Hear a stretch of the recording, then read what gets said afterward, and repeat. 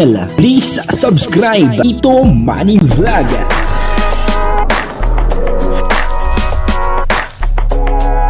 Payagan po si Tito Manny Vlog na mag-reactor para pambiling gamot sa kanya pong karamdaman. Wala man siyang records ng ng awayan. Papa Jones, nagsusumbong daw po tungkol kay Carla. Ano po kaya yung isinusumbong ni Papa Jones tungkol kay Carla? Papanoorin po natin yung video at aalamin po natin kung ano po yung isinusumbong ni Papa Jones tungkol kay Carla. Pero bago po yan, ako muna po bumabati sa inyong lahat ng magandang umaga, magandang tanghali at magandang gabi sa inyong lahat mga kapatid. Saan man kayo ng panig ng mundo naroon ngayon ay mag-iingat kayo palagi at pagpalain kayo ng ating Panginoon. Maraming salamat din po sa patuloy na tumatangkilik sa aking YouTube channel at nanonood sa aking video reaction. Patuloy lang po natin suportahan sila, Kuya Bal Santos Matubang, Kalingap Rab, Ate Edna Vlog, Jack Tapia, at Kalingap Jomar, Carla Topolar Vlog, at yung mga karepa, at yung mga team views, at yung mga charity vlogger na Kalingap partner. Ito po yung video, na kung saan ay nagsumbong si Papa Jones tungkol kay Carla, At ang kabuuan po ng video ito ay mapapanood po natin sa YouTube channel ni Kalingap Rab. Minsan guys, nagsusumbong sa akin si Papa Jones. Hindi siya nire-reply ni Carla. Normal naman sa babae yun, di ba? Paging moody, lalo na pag mayroon kang, lalo kung sa part ng lalaki, may nagawa kang mali na di mo alam, di ba, na ikaka-offend nila or hindi nila nagustuhan, talagang magiging moody yan. At ganun si Carla. Minsan guys, nagsusumbong sa akin si Papa Jones. Hindi siya nire-reply ni Carla. Normal naman sa babae yun, di ba? Paging moody, lalo na pag mayroon kang, lalo kung sa part ng lalaki, may nagawa kang mali na di mo alam, di ba, na ikaka-offend nila or hindi nila nagustuhan, talagang magiging moody yan. At ganun si Carla. Minsan guys, Yung po, napanood po natin yung video, at dito nga po ay live, etong si Kalingap Rab, At may binasa po siya dun sa nagko-comment, Ang sabi po ay, minsan daw, etong si Papa Jones ay nagsusumbong daw po, na hindi daw po siya nire-replyan ni Carla, Maaring ang nag-comment po nito ay isa sa mga kaibigan ni Papa Jones, O kaya naman ay ito ay isa sa mga kay-boys.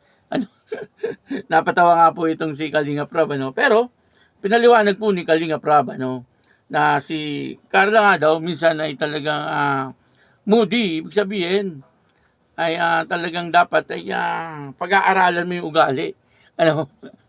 Kasi ganun po, kapag ang babae moody, dapat pag-aaralan mo pong mabuti yung ugali.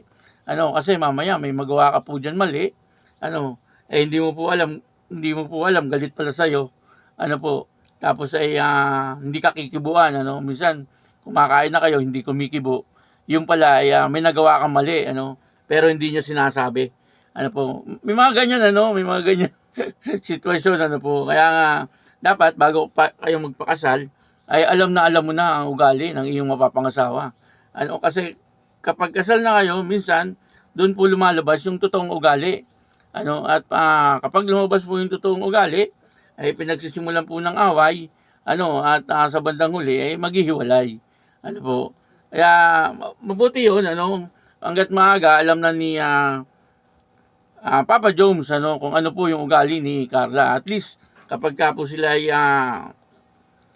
pumasok na doon sa relasyon na talagang kunyari, yung sila ay ikinasal na, ay alam na ni Papa Jones, kung anong merong ugali etong si Carla, at wala na po itong maitatago sa kanya, Madali lang naman po yan, yung mga ganyang mga moody, Daanin mo na lang, Papa Jones, sa mga lambing, lambingin mo. Lambingin mo lang, o kaya magbigay ka ng mga yung nakikita mong gusto niya. Parang gano'n, po. At saka po yung isa po dyan, yung pag malapit na po yung kabuwanan, ng mga babae, kapag ito po ay magme-mens, ay minsan nagbabago po ang ugali ng mga babae, Minsan ay makulit, o kaya madaling mapikon. Basta nagbabago po ang ugali nila, minsan mainit ang ulo. Kaya dapat ay alam mo na kung ano yung ugali ng iyong girlfriend. Kumbaga, napag-aaralan naman po yan. At nakikita ko naman po kay Papa Jones na talagang maunawain naman si Papa Jones at talagang inuunawa niya si Carla. Kagaya nga po, nagsumbong na lang siya. Siguro minsan nasasaktan din si Papa Jones. Siyempre, ay nagchat-chat ka nga naman. Tapos ay hindi ka re-replyan. Masakit po talaga yon sa damdamin. Hindi mo pala alam, galit pala sa'yo. Kaya hindi nagre-reply. May mga ganun. Pero nakikita ko naman po na maunawain itong si Papa Jones. At alam ko na mauunawaan niya po lagi itong si Baby Carla. At si Baby Carla naman po mabait din naman po. At alam ko po na kapag silang dalawa, ang nagkatuluyan ay talagang magkakasundo. Ito po ay sa sarili ko lang na obserbasyon. Kumbaga sarili ko lang na opinion. Siyempre iba rin naman po yung obserbasyon nyo at iba rin po yung inyong opinion. Kumbaga ito ay sarili ko lang na opinion. Kung maniniwala po kayo, di salamat. Kung hindi naman, di okay lang. Itama nyo po ako kung ako'y mali. Kaya yun, maraming salamat po sa inyong lahat. At ako po si Tito Manny Vlog, nagsasabing God bless you all. Diyos mabalos.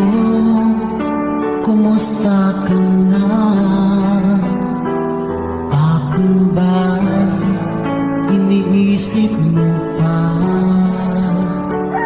Baby ko, hanggang saan ang tamis ng iyong pagmamahal? Ako ba iyong mahihintay sa kabila ng ating mga away? Kung sakaling ayaw mo na sa akin, baby ko, patuloy kang mamahalin.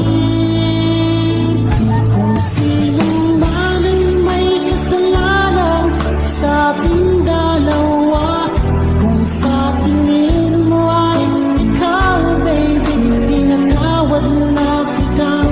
Ako ang dahilan ng ating pagkakalayo, baby ko, patawarin mo ako.